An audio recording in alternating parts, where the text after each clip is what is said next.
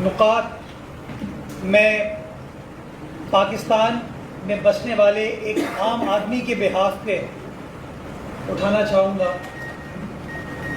آپ نے دیکھا کہ جو بیانیہ پاکستان کی اپوزیشن جماعتوں کا تھا، جو بیانیہ پاکستان ڈیموکریٹک موومنٹ کا تھا، تمام رکاوٹوں کے باوجود، تمام بندشوں کے باوجود، تمام ہتھ کنڈوں سازشوں کے باوجود اس نے کس طریقے سے زور پکڑا۔ اور آپ نے دیکھا پی ڈی ایم کے اس ریفرینڈم کی ابتدا جو گجرانوالہ سے ہوئی، کراچی آئی، کوئٹہ، پشاور، ملتان اور کل لاہور میں آپ نے دیکھ لیا کہ کس طریقے سے پاکستان کے عام آدمی کو اس موجودہ پاکستان تحریک انصاف کی حکومت سے مایوسی ہوئی ہے، کس طریقے سے یہ پی ٹی آئی کی نالائق نکمی حکومت نے عوام کو مجبور کیا ہے کہ وہ تمام مشکلات کے باوجود، تمام رکاوٹوں کے باوجود سڑک پر نکلے اور عمران خان صاحب کو بتائیں، پی ٹی آئی کی حکومت کو بتائیں کہ ہم ان کے سلیکٹڈ اقتدار کو نہیں مانتے، ہم کی عوام دشمن پالیسیز کو، ان پالیسیز کو جو کہ پاکستان کے عام آدمی کا اس وقت استحصال کر رہی ہیں، ان پالیسیز کو ہم نہیں مانتے۔ اور آپ نے دیکھ لیا کہ جس جس جگہ پی ڈی ایم کا قافلہ گیا، جس جس جگہ پی ڈی ایم کی قیادت پہنچی، عوام کا ایک بڑا بھرپور رسپانس تھا۔ اب سمجھنے کی یہ ضرورت ہے، کیونکہ پی ٹی آئی کے لوگ چیزوں کو سمجھنے میں تھوڑا سا سست ہیں، تھوڑی دیر لگتی ہے ان کو سمجھنے میں۔ سمجھنے کی ضرورت یہ ہے کہ کیوں پاکستان کی عوام پی ڈی ایم کے ساتھ شانہ بشانہ کھڑی ہے، کیوں پاکستان کا ایک عام آدمی تمام پریشرز کے باوجود، تمام پریشانیوں کے باوجود، تمام مشکلات کے باوجود وہ سڑک پر باہر نکل رہا ہے اور اپنی رائے کا اظہار کر رہا ہے کہ یہ حکومت اب نہیں رہ سکتی۔ اس کی وجہ یہ ہے کہ بہت ساری حکومتوں میں بہت سارے بحران آتے ہیں، لیکن میری نظر میں جو سب سے بڑا بحران ہے وہ اخلاقیات کا بحران ہے۔ اور پاکستان تحریک انصاف کی حکومت کے پچھلے 2.5 سال پر اگر آپ نظر ڈالتے ہیں تو آپ کو صرف اخلاقی پستی نظر آتی ہے ان کی پالیسیز میں، ان کی حکمت عملی میں۔ میں کیوں کہہ رہا ہوں، میں کیوں اخلاقیات کی بات کر رہا ہوں؟ وہ اس لیے کہ وہ حکومت جو اپنے وعدے پر قائم نہیں رہتی، جو اپنے کیے ہوئے اعلانات پر قائم نہیں رہتی، جو اپنے وعدوں کو پورا نہیں کرتی اور اپنے ہر کیے گئے وعدے کے اوپر یو ٹرن لیتی ہے، وہ حکومت اخلاقی اعتبار سے بالکل ہی فارغ ہوتی ہے۔ اور یہ وہ حکومت ہے جو کہ اخلاقی اعتبار سے بالکل ہی فارغ ہے۔ اس حکومت کا سب سے بڑا بحران اخلاقی پستی ہے۔ میں کیوں کہتا ہوں کہ یہ وہ حکومت ہے جس نے حکومت میں آنے سے پہلے پاکستان کی عوام کو تبدیلی کے سہانے خواب دکھائے تھے کہ خان صاحب آئیں گے، کپتان آئے گا اور پاکستان کی معیشت تبدیل ہو جائے گی، پاکستان کو آئی ایم ایف پر جانے کی کوئی ضرورت نہیں پڑے گی۔ آپ نے دیکھا کہ خان صاحب نے خود پچھلے دنوں اس بات کا اعتراف کیا کہ میری غلطی تھی کہ میں آئی ایم ایف لیٹ کیوں گیا، یعنی کہ حکومت میں آنے سے پہلے آئی ایم ایف میں نہیں جائیں گے، میں خودکشی کر لوں گا، میں آئی ایم ایف کے پاس نہیں جاؤں گا۔ پھر آئی ایم ایف کے پاس جاتے ہیں، عوام دشمن پالیسیز معیشت کے اعتبار سے بناتے ہیں اور پھر اپنے حالیہ انٹرویو میں کہتے ہیں میں غلط تھا کہ میں IMF اتنے دن بعد کیوں گیا, اتنی دیر سے کیوں گیا. وزیر اعظم حکومت میں آنے سے پہلے 1 کروڑ گھر بنانے کا وعدہ کرتے ہیں, لوگوں کو زمین دینے کا وعدہ کرتے ہیں. آپ نے دیکھا کہ یہ حکومت میں آئے تو گھروں کو گرانا شروع کر دیا, اور صرف گھروں کو گرانا نہیں شروع کیا, صوبائی حکومتوں کی جو پراپرٹی ہے, جائیداد ہے, زمین ہے, اس کے اوپر نظر رکھ کے بیٹھے ہیں, اس پر چائنا کٹنگ کرنا چاہتے ہیں. انہوں نے وعدہ کیا کہ میں 1 کروڑ نوکریاں پاکستان کے نوجوان کو دوں گا. 1 کروڑ نوکریاں, 10 ملین جاب.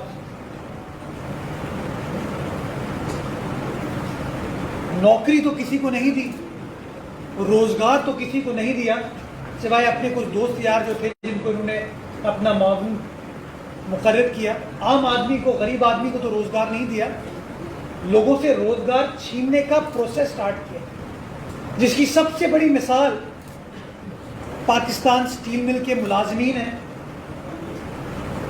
جن کو خان صاحب ہوں, صدر مملکت عارف الوی صاحب ہوں, یا وزیر منصوبہ بندی اسد عمر صاحب ہوں, انہوں نے سٹیل مل کے ملازمین سے خطاب کرتے ہوئے یہ کہا تھا کہ اس بات کو ریکارڈ کر لو کہ اگر PTI کی حکومت قائم ہوتی ہے تو ہم سٹیل مل کو ریوائیو کریں گے, اور اگر آپ کو بے روزگار کیا گیا تو اسد عمر اپنی حکومت کے ساتھ نہیں, آپ کے ساتھ کھڑا ہوگا. 4,500 ملازمین کو پچھلے دنوں ان لوگوں نے یک طرفہ طور پر برطرف کرنے کا فیصلہ کیا. زلفی بخاری جو کہ خود اس ملک سے روزگار لے کر بیٹھے ہیں, ان کا کوئی سیاسی اسٹیک نہیں, کوئی لینا دینا نہیں, پاکستان سے باہر مقیم تھے, خان صاحب کے دوست ہیں, قریبی دوست ہیں. ان کو نہ صرف معاونے خصوصی بنایا گیا, ان کو ڈپارٹمنٹ دیے گئے. وہ شخص جو کہ روزگار پاکستان سے لے کے بیٹھا ہے, اس نے ٹورزم ڈیولپمنٹ کارپوریشن کے جو ملازمین تھے ان کو برطرف کرنے کا پروسیس سٹارٹ کر دیا. تو آپ مجھے بتائیے کہ وہ حکومت جو اپنے ہر وعدے کے اوپر یو ٹرن لیتی ہے اور بعد میں اس یو ٹرن کو جسٹیفائی کرنے کی کوشش کرتی ہے, اس کے بارے میں میں غلط ہوں اگر میں کہوں کہ وہ اخلاقی پستی کا شکار ہے, کہ وہ اخلاقیات میں بلیو نہیں کرتی, ایتھکس اس حکومت کے نہیں ہیں. وہ حکومت کے ایتھکس کیسے ہو سکتے ہیں جو حکومت ATMs کی بنیاد پر چلتی ہے. جن لوگوں نے ماضی میں PTI کا خیال رکھا, آج PTI ان لوگوں کا خیال رکھ رہی ہے, کیونکہ وہ الیکٹڈ تو ہے نہیں, سلیکٹڈ ہے. تو اگر الیکٹڈ ہوتے تو وہ 22 کروڑ عوام کا سوچتے ہیں, چونکہ وہ سلیکٹڈ ہیں تو وہ جو اپنی ATMs ہیں ان کا خیال کر رہے ہیں. اور مجھے حیرت ہوتی ہے, دکھ بھی ہوتا ہے, افسوس بھی ہوتا ہے کہ ان کی اخلاقی پستی کا یہ لیول ہے کہ جب ان کو اقتدار ملا تو چینی پاکستان میں 55 روپے کلو تھی. 55 روپے کلو, 50 روپیز 55 روپیز کلو گرام. ان کی غلط پالیسیز کی وجہ سے وہ جو مافیا, وہ جو ATMs ان کے ساتھ بیٹھتی ہیں, ان کی وجہ سے چینی کی قیمتوں میں اضافہ ہونا سٹارٹ ہوا اور اسے سینچری مکمل کی. 120 کہیں 105 روپے کلو ہوئی, کہیں 110 روپے کلو ہوئی, کہیں 120 روپے کلو ہوئی. 55 روپے سے وہ قیمتیں بڑھتے ہوئے 105, 110, 120 روپے تک پہنچی. شرم نہیں آئی ہے, کوئی احساس نہیں ہوا کہ غریب آدمی کا کس طریقے سے نقصان کیا جا رہا ہے, کہ عام آدمی کو اربوں روپے کا ٹیکہ کیسے ان کے ATM لگا رہے ہیں. وزیر اعظم کو خیال ہوتا ہے کہ نہیں, کیونکہ میڈیا میں خبر تو بنانی ہے, تو وزیر اعظم جنوری 2020 میں نوٹس لیتے ہیں. جب 55 रुपए से कीमतें बढ़ के गालिबन 63-65 रुपए हुई थी, तो वज़ीर आज़म पाकिस्तान उसका नोटिस लेते हैं और इनके वुज़रा, उनके तर्जुमान आके कहते हैं वज़ीर आज़म ने नोटिस ले लिया है, अब खैर नहीं है उन माफिया से। आप मीडिया के दोस्त खुश होते हैं, आवाम खुश होती है कि हाँ चलो चीनी की कीमतों में कमी आएगी, कीमतें बढ़ती जाती हैं 80 रुपए तक पहुंच जाती हैं, 80 रुपए किलो, 55 रुपए से। शुगर इंक्वायरी कमीशन की रिपोर्ट आ जाती है अप्रैल 2020 में, इनके वुज़रा आके कहते हैं, तर्जुमान आके कहते हैं ये देखो पहली हुकूमत आई है जो अपनी रिपोर्ट को पब्लिक कर रही है, खान जो है ना इसके ऊपर कार्रवाई करेगा और ऐसे कीमतों में कमी आएगी कि आप देखेंगे।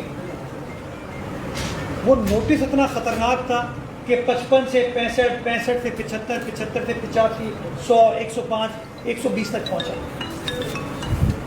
किसी के खिलाफ कोई कार्रवाई नहीं हुई। और इखलाकी पस्ती का आप लेवल ये देखें कि वज़ीर आज़म कल अपना पैगाम देते हैं, मैं मुबारकबाद पेश करना चाहूँगा कि चीनी अब 81 रुपए किलो हो गई। मुझे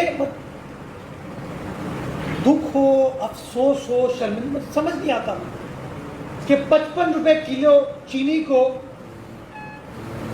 65 पर लेके जाते हैं, नोटिस लेते हैं, तो नोटिस के बाद तो कीमतों को 55 रुपए पे आना चाहिए था, 60 रुपए पे आ जाती। 81 रुपए किलो, एक साल तकरीबन अवाम का इस्तेहसाल किया, अरबों रुपए का टीका लगा दिया और 81 रुपए किलो चीनी करके एहसान जता रहे थे, चीनी मुफ्त कर दी उन्होंने गरीब आदमी को कि यूटिलिटी स्टोर पे अब चीनी जो है ना गरीब आदमी को आईडी कार्ड दिखाओ मुफ्त मिल रही हो। ये इनका इखलाकियात का लेवल है, ये इनका कॉम्पिटेंस का लेवल है कि खुद बहरान क्रिएट करते हैं, खुद अपनी एटीएम्स को फायदा पहुंचाते हैं और जब कई माह तक वो फायदा हो जाए तो हल्की सी कीमतों को कम करके कहते हैं कि वाह क्या बात है, मुबारक मुबारक हो। तो ये वो वजूहात है जिसकी वजह से पाकिस्तान की आवाम पीडीएम के नैरेटिव को फॉलो कर रही है। जब बिलावल भुट्टो जरदारी साहब सड़क पर खड़े होके, जलसे जुलूस में खड़े होके आवाम का ये मुकदमा लड़ते हैं, तो एक आम आदमी उस मुकदमे के साथ रिलेट करता है, क्योंकि वो कहता है कि बिलावल भुट्टो जरदारी मेरी बात करे, जो मुझे तकलीफ है उसकी बात करे, और इसलिए तमाम रुकावटों के बावजूद, तमाम तकालीफ के बावजूद वो सड़कों पर नजर आता है। ये हुकूमत का एक और तोहफा जो पाकिस्तान के आम आदमी को मिल रहा है अब इनकी नालायकी की शक्ल में, वो मौजूदा गैस का बहरान है। और वो बहरान इनकी नाअहली, इनकी नालायकी की वजह से जनवरी के महीने में और बढ़ने जा रहे हैं। ये अपने आप को बड़ा कॉम्पिटेंट कहते थे, बड़ा समझदार कहते थे, बड़ा लायक कहते थे। इन्होंने गैस को इस वक्त नापैद कर दिया है। और अखबारी रिपोर्ट्स अगर आप देखें तो रिपोर्ट्स छपी हैं जो ये कह रही हैं कि जनवरी के महीने में कितना बड़ा बहरान आने वाला है। क्यों? क्योंकि जो हुकूमत ने जनवरी के इब्तिदा के लिए टेंडर्स फ्लोट किए थे एलएनजी के, उसमें किसी ने बिड जमा नहीं करे, किसी ने बिड जनवरी के पहले हिस्से के लिए जमा नहीं कराई। यानी कि सर्दी में इजाफा हो रहा है और लोगों के घरों में, लोगों की सनतों में ट्रांसपोर्ट के लिए गैस जो है वो नापैद होती जा रही है। और जो बिड्स उनको जनवरी के आखिर के लिए मौसूल हुई हैं वो गालिबन मादी के निर्खों से 17% ज़्यादा है। आप मुझे बताइए कि कैसे वो एलएनजी पाकिस्तान के लिए वायबल होगी। ये नालायकी नहीं, یہ نااہلی نہیں تو کیا ہے؟ اور یہ نااہلی اس لیے کہ یہ حکومت، چونکہ میں نے کہا نا مفادات کا ٹکراؤ اس حکومت کا سب سے خوبصورت پہلو ہے کہ وہ لوگ جو کہ مافیاز کا حصہ ہیں وہ کابینہ میں بھی بیٹھتے ہیں، چونکہ الیکٹڈ ہیں نہیں سلیکٹڈ ہیں، تو وہ اپنی جیب کی بات کرتے ہیں، عام آدمی کی، غریب کی، کسان کی، مزدور کی تو بات کرنے پر وہ بلیو نہیں کرتے۔ پیٹرولیم کا ایک وفاقی وزیر بھی ہے، ایک معاون خصوصی بھی ہے، پتہ نہیں کون کون سی طاقت کس کے لیے استعمال کر رہا ہے۔ اس معاون خصوصی کے لیے میڈیا پر مفادات کے ٹکراؤ کے حوالے سے بہت ساری خبریں بھی نشر کی گئی ہیں۔ میں ایک سوال یہ بھی چھوڑ کے جا رہا ہوں کہ کیا کسی وزیر کی کمپنی کراچی الیکٹرک کو گیس سپلائی کرتی ہے، فیول سپلائی کرتی ہے؟ یہ بھی ایک بہت بڑا سوال ہے جس کے اوپر میں آپ تمام صحافی دوستوں کو یہ گزارش کرنا چاہوں گا کہ اس کو انویسٹیگیٹ کریں کہ کیوں بار بار کے الیکٹرک کے پر یونٹ ریٹ میں نیپرا اضافہ کر دیتی ہے، چونکہ اطلاعات یہ ہے کہ کوئی بڑا پاورفل شخص فیول سپلائی کرتا ہے تو اس کو اپنے جیب بھرنی ہے، پیسے لینے ہیں اس کو، تو مفادات کا ٹکراؤ ہے۔ جو لوگ ماضی میں فلاں کمپنی کو چلاتے تھے آج وہی لوگ اس کمپنی کے حوالے سے فیصلہ کر رہے ہیں۔ تو جب اس طرح کی پالیسیز ہوں گی تو لوگوں کا نقصان تو ہوگا۔ چینی کے بحران میں آپ نے دیکھ لیا، اربوں روپے کا ٹیکہ ایک عام آدمی کو لگا، جیبیں اے ٹی ایمز کی بھری گئی۔ گندم کے بحران میں اربوں روپے کا ٹیکہ غریب آدمی کو لگا، جیبیں کچھ مخصوص لوگوں کی بھری گئی۔ ادویات سکینڈل کے حوالے سے کئی گنا قیمتوں میں اضافہ کر دیا گیا، ایک وفاقی وزیر کو غالباً فارغ بھی کیا گیا، لیکن کوئی کارروائی ہمیں ہوتی بھی نظر نہیں آتی۔ قیمتیں اسی طریقے سے بڑھ رہی ہیں، اور اب گیس کی شکل میں نئے بحران کریٹ کیے جا رہے ہیں۔ ابھی پریس کانفرنس کرنے سے پہلے میں چیک کر رہا تھا تو مجھے اطلاع یہ ملی ہے کہ بجلی کے نرخوں میں 1 روپے 11 پیسے پر یونٹ غالباً نیپرا نے اضافہ کر دیا ہے، اور فیول ایڈجسٹمنٹ چارجز کی مد میں کیا ہے۔ یہ شو کرتا ہے کہ کس طریقے سے نااہل، نکمی، انکمپیٹنٹ پالیسیز کی وجہ سے کچھ لوگ جن کا مفادات کا ٹکراؤ اپنی جیبیں تو بھر رہے ہیں، لیکن پاکستان کا ایک عام آدمی، غریب آدمی تکلیف سے دوچار ہے۔ اس لیے جو پی ڈی ایم کا نیریٹو ہے اس کو ایک عام آدمی اون کر رہا ہے، اس کو ریلیٹ کر رہا ہے۔ پی ڈی ایم کی لیڈران کی بات کے اوپر وہ لبیک کہتا ہے اور سڑکوں پر تمام رکاوٹوں کے باوجود نکلنے کو تیار ہے، اور یہ شو کرتا ہے کہ کس طریقے سے پچھلے 2.5 سالوں میں تحریک انصاف نے صرف ایک چیز کی ہے، بلکہ اس میں مہارت حاصل کی ہے، اور وہ ہے اخلاقی پستی۔ اپنے ہر کیے گئے وعدے پر، اپنے کیے گئے ہر اعلان کے اوپر یو ٹرن لے کے پاکستان کے ایک عام آدمی کا استحصال انہوں نے کیا۔ میر صاحب یہ بتائیں کہ کتوں کے پالنے یا جانوروں کو کھانا بانا کھلانے یا انہیں کچھ بھی کرنے سے ہمیں کوئی اعتراض نہیں، لیکن پاکستان کا وزیر اعظم اتنا فارغ ہے کہ ملک میں دودھ کی ندیاں بہہ گئی، وہ کتوں کو چارے کھلاتا رہتا ہے۔ جب میں بے زبان جانور کا خیال رکھنا تو اچھی بات ہے، لیکن جو با زبان 22 کروڑ لوگ ہیں ان کا خیال رکھنا بھی آپ ہی کی ذمہ داری ہے۔ اگر آپ با زبان، با شعور عوام کا خیال نہیں رکھیں گے تو آپ کسی کام کے نہیں ہیں وزیر اعظم صاحب۔ آپ نے الیکشن لڑا تھا، جیتا میں نہیں کرا، لڑا تھا عوام کو یہ کہہ کے کہ میں تبدیلی لے کر آؤں گا۔ ہاں شاید آپ نے تبدیلی کو ڈیفائن نہیں کیا تھا، آپ کی تبدیلی پستی والی تبدیلی تھی، تباہی والی تبدیلی تھی، وہ شاید آپ لے آئے ہیں جس کی وجہ سے آج پاکستان کی عوام کی چیخیں نکلی ہیں۔ میں خدا را ایک بار پھر مودبانہ گزارش کرنا چاہوں گا، وہ کہتے ہیں نا دلوں کا وزیر اعظم، عوام کا وزیر اعظم، بھٹو صاحب قائد عوام تھے، یہ جو فیس بک کا وزیر اعظم ہے, ٹویٹر کی حکومت ہے, سوشل میڈیا کے کابینہ ہے, اس کو ذرا فیس بک سے, سوشل میڈیا سے, ٹویٹر سے نکل کے ایک عام آدمی جس مشکل سے دوچار ہے اس کے اوپر ذرا تھوڑا سا سوچ وچار کرنے کی ضرورت ہے, اور ایک عام آدمی کو ریلیف دینے کی ضرورت ہے. عوام یہ فیصلہ کر چکی ہے کہ اب یہ ناکام نکلی حکومت ہے. کہا یہ جاتا ہے کہ سیاست میں مذاکرات کے دروازے بند نہیں کرنے چاہیے, لیکن پیپلز پارٹی کے چیئرمین بلاول بھٹو زرداری نے کل اپنے خطاب میں یہ پیغام دیا کہ مذاکرات کا وقت گزر چکا ہے, فون کرنا بند کرو اور ہم اسلام آباد کی طرف آ رہے ہیں. کس کو کیا پیغام دینے جا رہا ہے بلاول بھٹو زرداری, اور کیوں اس نہج پر پہنچے ہیں کہ مذاکرات کے مکمل دروازے پیپلز پارٹی جیسی ایک جمہوری پارٹی نے بند کیے ہیں؟ دیکھیے, politics is the art of possibilities, اس میں کوئی دوسری رائے نہیں ہے. مذاکرات ہونے چاہیے, اس میں بھی کوئی دوسری رائے نہیں, بٹ مذاکرات جو کاف والا مذاکرات ہوتا ہے وہ ہوتا ہے نا, یہ مذاق رات ہے. یہ لوگ سنجیدہ ہیں, ان سے کیا بات کریں گے؟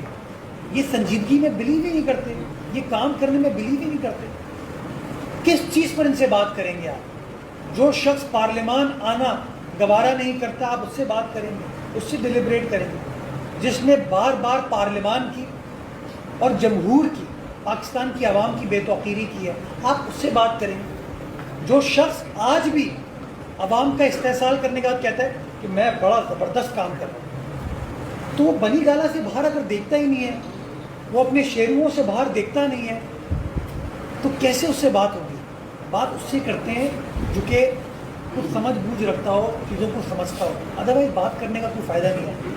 اچھا, آپ سے پہلے اپوزیشن لیڈر اور پارلیمانی لیڈر جو پی ٹی آئی کے ہیں, وہ یہ دعویٰ کر کے گئے ہیں اور یہ لیٹر بھی ایک دے کر گئے کہ بھائی 2013 میں پیپلز پارٹی کے جو جزیرے ہیں وہ بحریہ ٹاؤن کو بیچ چکی ہے, اور اس کے حوالے سے یہ باقاعدہ ایک لینڈ یوٹیلائزیشن کا لیٹر بھی لکھا گیا تھا وفاق کو.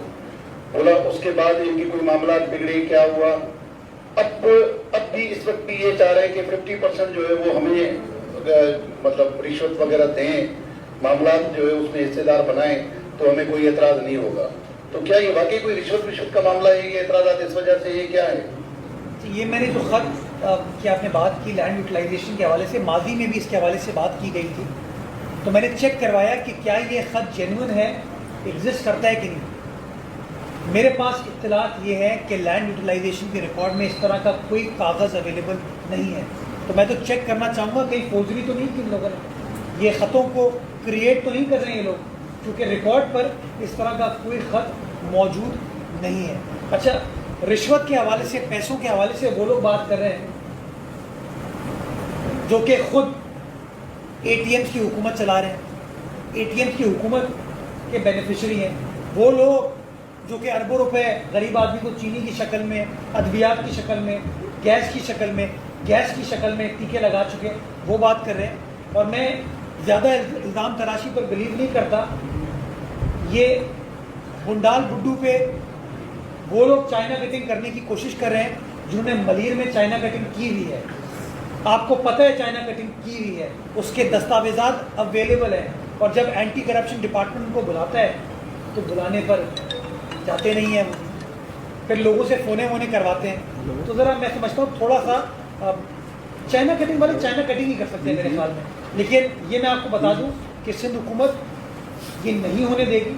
یہ آئی لینڈ صوبہ سندھ کے عوام کے, صوبہ سندھ کی ملکیت ہے, اور انشاءاللہ وفاقی حکومت کو اس کے اوپر شک کو نہیں مانیں گے. ایک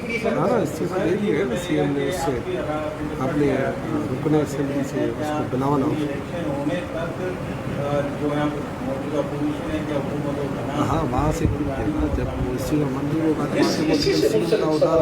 آج تمام اراکین اسمبلی کے ہمراہ یہاں آ کے بڑے بڑے خواب دکھا کے گئے ہیں کہ ہم حکومت بنانے جا رہے ہیں. 31 تاریخ کا اعلان ہے اور اسپیکر استعفیٰ منظور کرے تو ہم حکومت بنائیں گے. اچھا میں بتاؤں, یہ میں نے بھی پریس کانفرنس سے پہلے کچھ خبریں ہمیں بھی ملی تھیں. یہ عمر اکبر اینتھنی کے جو خواب ہیں نا یہ پورے نہیں ہونے والے. ایک تو پہلے آپس میں لڑتے رہیں گے یہ لوگ کہ عمر بنے گا, اکبر بنے گا یا اینتھنی بنے گا. مطلب میں نے تو یہ بھی سنا ہے کہ وزارت اعلیٰ کے لیے شیروانی بھی لوگوں نے سلوا لی ہے. کوئی وزیر داخلہ بن رہا ہے, کوئی وزیر بلدیات بن رہا ہے, کوئی وزیر فلاں بن رہا ہے. تو یہ جو شیخ چلی کی شیخیاں ہیں نا, یہ میرے خیال میں پوری ہو نہیں سکتی. اچھا, یہ ایک اور میں بڑی مزیدار آپ کو بات بتاتا ہوں. یہ بار بار استعفوں کے بارے میں کیوں سوچ رہے ہیں؟ استعفے تو جمع ہو گئے. آپ کو پتہ ہے آئینی اعتبار سے اسمبلی کو تحلیل کرنا بھی آئینی اختیار ہے وزیر اعلیٰ سندھ کا. تو کہیں یہ نہ ہو کہ ہم اسمبلیاں تحلیل کرنے کا فیصلہ کر لیں تو جو ان کے پاس ابھی ٹی اے ڈی اے ملتا ہے نا ایم پی اے کے طور پہ ان کو, جو یہ غلطی سے 2018 میں سلیکٹ ہو گئے تھے, وہ بھی ان کو نہ مل پائے.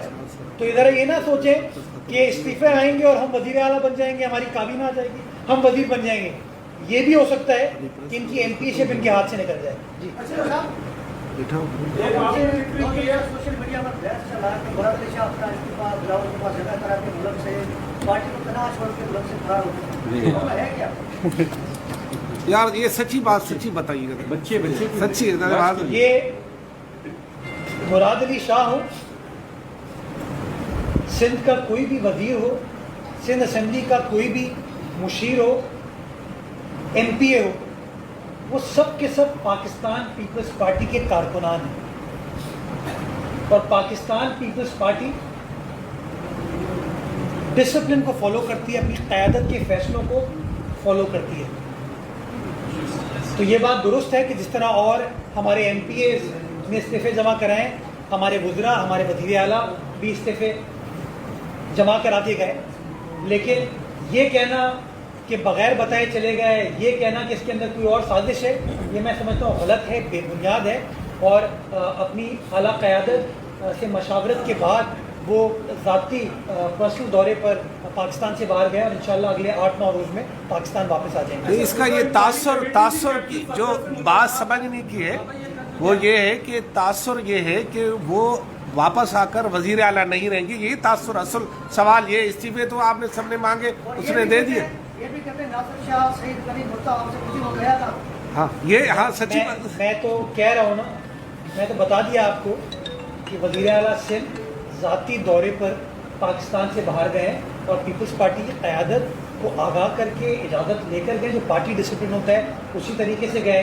واپس آئیں گے. میں نے آپ کو بتا دیا 9 سے 10 روز میں غالباً 24 تاریخ کو 24 دسمبر کو سندھ کابینہ کا اجلاس ہے جو فیصلہ ہوا ہے. تو انشاءاللہ آپ دیکھیں گے کہ 24 دسمبر کو مراد علی شاہ صاحب آ کے کابینہ کے اجلاس کی سربراہی کریں گے اور جو سندھ کی حکومت کے فیصلے ہوتے ہیں وہ فیصلے اس حوالے سے کیے جائیں گے.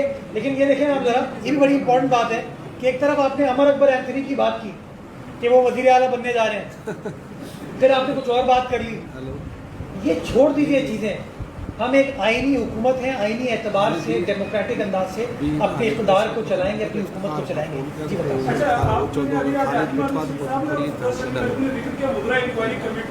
اور انہوں نے الزام لگایا ہے کہ وزیر اعلیٰ ہاؤس سے رپورٹ کی گئی ہے اور وزیر اعلیٰ ہاؤس کے دباؤ پر جو پولیس میں جو سندھ نصران نے استعفے دیے تھے ان کے خلاف بغاوت کا مقدمہ درج ہونا چاہیے تھا, وہ کارروائی نہیں ہوئی. تو میں نے آپ سب کو یاد ہوگا ایک بار کہا تھا کہ پی ٹی آئی کا نام پاکستان تحریک انصاف کی پاکستان تحریک انتشار ہونا چاہیے. یہ لوگ صرف انتشار کریٹ کرنے میں بلیو کرتے ہیں اور کچھ نہیں. شر کریٹ کرنے میں یہ لوگ بلیو کرتے ہیں. 18 اکتوبر کا جو انفارچونیٹ واقعہ ہے اس کے اندر بھی انہوں نے انتشار کریٹ کرنے کی کوشش کی. میں ریکارڈ پر ہوں اور ایک بار پھر میں آپ کو کہہ دوں کہ سندھ حکومت کی وزراء کی جو کمیٹی ہے اس کی رپورٹ مرتب کی جا چکی ہے. وہ رپورٹ کابینہ کے ساتھ شیئر کی جا چکی ہے اور اگلا ہمارا جو کابینہ کا اجلاس ہوگا 24 دسمبر 2020 کو انشاءاللہ اجلاس کے اندر اس کمیٹی کی رپورٹ کو ڈیلیبریٹ کرنے کے بعد فیصلہ کر لیا جائے گا کہ آیا یہ رپورٹ پبلک ہونی چاہیے نہیں ہونی چاہیے. لیکن میں آپ کو یہ ضرور بتاتا چلوں کہ اس رپورٹ کے اندر جن جن لوگوں نے شر کریٹ کرنے کی کوشش کی تھی, جن جن لوگوں نے اپنے ذاتی سیاسی مقاصد کو استعمال کرنے کے لیے सीनियर पुलिस अफसरान को प्रेशर में डाला था, उठा लो अपने ओहदों का गलत इस्तेमाल करते हुए एक जाली मुकदमा क्रिएट करने की कोशिश की थी, उन सब का उस रिपोर्ट में जिक्र है। सबका शवाहिद के साथ जिक्र है कि कौन किसका रिश्तेदार था, किसने किस टाइम पर क्या किया और किस तरीके से शरंगेजी करने की कोशिश की। तो 24 को अगर काबीना ने फैसला किया कि रिपोर्ट पब्लिक कर ली जाए, तो अमर अकबर एंथनी में से कुछ लोग तो ऐसे हैं जिनका जो रोल था उस 18 अक्टूबर के अनफॉर्चुनेट वाक़े में, उसमें शवाहिद के साथ तमाम चीज़ों के ऊपर निशानदेही कर दी जाएगी। बहुत 24 दिसंबर आएगा। मैंने बताया एक मिनट, मैंने आपको बताया 24 दिसंबर 2020 को गालिबन हमारी काबीना की मीटिंग होगी। उस मीटिंग के अंदर इस रिपोर्ट के ऊपर डिलिब्रेशन होगी और फैसला कर लिया जाएगा। इसी साल की बात कर रहे हैं। आवाम कह रहा है कि जज़ायर पे कब्जा हो गया है, आप गए थे और नासिर शाह साहब भी गए थे, क्या आप इस तरह का कोई ऐलान कर रहे हैं कि वहाँ जज़ायर पे कोई प्रोग्राम करें क्योंकि आवाम का खदशा खत्म हो जाए? इस तरह दोहरा कोई सकावत का प्रोग्राम? ये जो मीडिया रिपोर्ट्स कुछ चलती हैं, इसी रिपोर्ट्स का, इन्हीं रिपोर्ट्स का सिंध की काबीना ने नोटिस लिया था और काबीना ने नासिर शाह साहब को मुझे हिदायत की थी, क्योंकि उनके पास फॉरेस्ट डिपार्टमेंट है और मेरे पास कोस्टल डेवलपमेंट है। हमें हिदायत की गई थी कि आप जाइए, आप कंसर्न लोग जाके चेक करके आइए। हम गए वहाँ पर और मैं आपको जिम्मेदारी के साथ कहता हूँ कि वहाँ पर कोई तामीराती सरगर्मी नहीं चल रही थी, कुछ कंस्ट्रक्शन होते हुए नज़र नहीं आई थी। मैं एक बार फिर कह दूँ, वहाँ पर हमारे कुछ मछेरे थे जो फिशिंग कर रहे थे। वहाँ पर पाकिस्तान नेवी की एक चेक पोस्ट है वो मौजूद थी, एक हेलीपैड है नेवी का वो मौजूद था, एक बहुत पुराना मज़ार है जो वहाँ मौजूद था।